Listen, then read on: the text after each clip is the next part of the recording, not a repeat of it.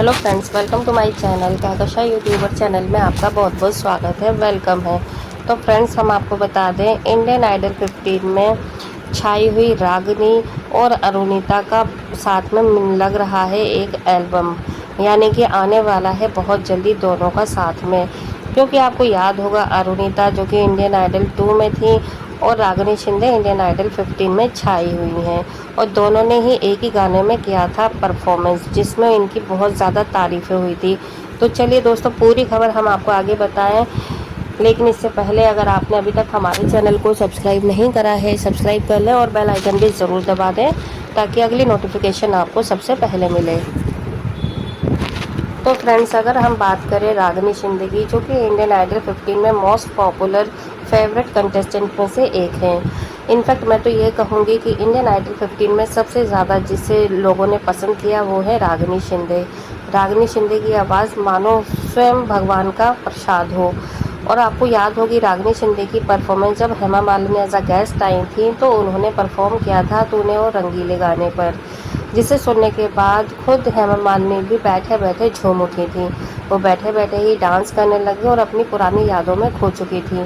In fact हम और बड़ी बात एक आपको बता दें कि वैसे तो श्रेया घोषाल ने, आपने देखा ही होगा कि रागिनी को किस तरीके से कमेंट दिया करती थी, लेकिन जब उन्होंने और रंगीले पे किया तो खुद श्रेया घोषाल ने भी रागिनी शिंदे की जमकर तारीफ़ की थी।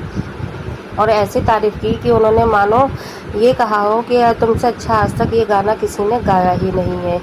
रागिनी शिंदे का गाना सुनने के बाद दोस्तों, जब 2000 ये इंडियन आइडल 12 में जब अरुणिता ने भी सेम यही गाना गाया था और ऐसा गेस्ट हेमा मालिनी भी आई थी, तब भी अरुणिता ने भी ओरे रंगीले पे जब परफॉर्म किया था, तो हेमा मालिनी को बहुत ज़्यादा पसंद आया था अरुणिता का गाना। अगर हम कंपैरिजन में बताएं कि अरुणिता में ज़्यादा अच्छा गाया है या फिर रागिनी शिंदे का, तो दोस्तों हमारी बातों पे आप मत जाइएगा, आप खुद दोनों की ही वीडियो वापस जाके देखिएगा, चेक करिएगा और आप खुद हमें बताइएगा कि किसने बेस्ट सॉन्ग गाया है।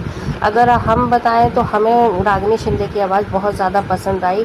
मानो ऐसा लग रहा था कि पूरी पिक्चर में इन्होंने ही ये गाना गाया। इनफैक्ट हम तो ये भी कहेंगे कि पिक्चर में जो गाना था उससे भी ज़्यादा अच्छी आवाज़ रागिनी शिंदे की बिल्कुल सूट हो रही थी और बहुत ज़्यादा अच्छे से गाया था। हालांकि लड़की छोटी है, 15 साल की है, लेकिन जितनी ज़्यादा समझ है वो उससे कहीं ज़्यादा अच्छा ही गाना गाती है। हर एक छोटी से छोटी चीज़ को बहुत अच्छे से गहराई से समझती है और फिर जाके उसको परफॉर्म करती है। और ये खुद कमेंट से विशाल दादलानी ने, इनफैक्ट श्रेया घोषाल ने खुद यही चीज़ की, भाई कमाल है तू, है ना, और क्या गाती है और हर एक छोटी से छोटी चीज़ बारीकी से पकड़ती है, ट्रेनिंग कौन दे रहा है। तो यहाँ पर रागिनी शिंदे यही कहती है कि ये बस हो गया, ये मैं खुद ही गा रही थी, मतलब उसे ये खुद नहीं पता कि वो कितना अच्छा गाती है। तो दोस्तों आप खुद ये सोचिए कि अगर रागिनी शिंदे को आगे अच्छे से और ज़्यादा प्रैक्टिस की जाती और उसको क्लास दी जाती और उसको और अच्छे से सिखाया जाए, तो आप खुद सोचिए कि रागिनी शिंदे कहाँ से कहाँ पहुँचेगी। क्योंकि अभी उसको इतना ज़्यादा ये प्रैक्टिस नहीं हो रही है, और ना ही छोटी छोटी गलतियाँ जो होती हैं सिंगिंग में, हमें नहीं पता लेकिन होती ज़रूर होंगी। तो उनकी पकड़, अगर उसको कोई अच्छा बेस्ट कोई मिल जाए, तो रागिनी शिंदे दूसरी लता ज़रूर बन के दिखाएगी एक दिन। तो दोस्तों हम यहाँ पे बात कर रहे हैं अरुणिता के बारे में और रागिनी शिंदे के बारे में।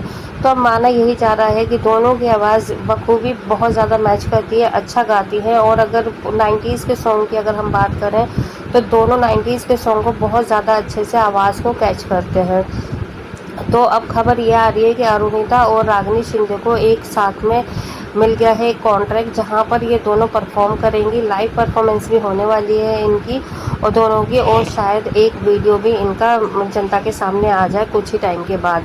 तो दोस्तों यहाँ पे ये कहना गलत नहीं होगा कि जब इंडियन आइडल 12 में अरुणिता आई थी, तो वहाँ पे जो जज थे हिमेश रेशमिया थे और नेहा कक्कर, और अगर हम बात करें विशाल दादलानी की, तो इन तीनों के ही कमेंट्स काफ़ी ज़्यादा अच्छे थे अरुणिता को लेकर। और गेस्ट बनकर आई थी हेमा मालिनी और जैकी श्रॉफ। तो आप सुन सकते हैं और देख भी सकते हैं खुद जाकर वीडियोज़ में लास्ट, कि यहाँ पे अरुणिता को भी तीनों जजेस ने, गेस्ट ने खड़े होकर इनको शाबाशी दी थी, ब्लेसिंग दी थी और इनके लिए क्लैपिंग की थी।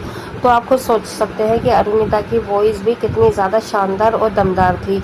और यहाँ पर अगर हम रागिनी शिंदे की बात करें, जब रागिनी शिंदे ने भी और रंगीले वाले सॉन्ग पर परफॉर्म किया तो मानो कोई भी ऐसा सिंगल जज नहीं था जिसने रागिनी की तारीफ ना की हो।